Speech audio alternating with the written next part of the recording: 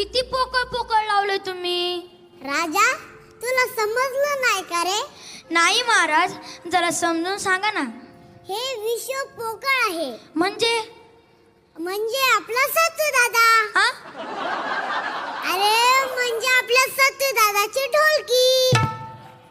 आतून पोकळ, बाहेरून पोकळ. म्हणूनच आज पोकळ बाहेर पोकळ डोंबराचा वेळू. आज पोकळ बाहेर पोकळ डोंबराचा वेळू. आज पोकळ बाहेर पोकळ डोंबराचा वेळू. आज पोकळ बाहेर पोकळ डोंबराचा वेळू. मदत पण जरा केलं थोडी फरक केलं आता फुगडी. हे फु बाई फुगडी फु. दमल असं काय माझ्या गोविंदा तू र गोविंदा तू. फू बाई फू, फुगडी फू. दमला सकाय माझ्या गोविंदा तू र गोविंदा तू. फू बाई फू, फुगडी फू.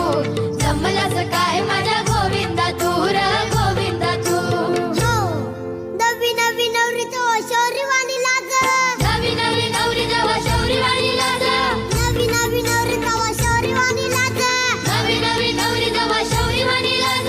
नवी नवी नवी नवरी म्हणल्यावर तिला तर नाव घ्यावंच लागेल.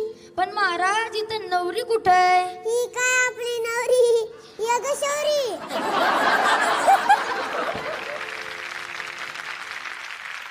आले महाराज. महाराज पाया पडते. हा चल पटकन नाव घे पोरी. नाही बाई, मला लाज वाटते. अगं घे ग.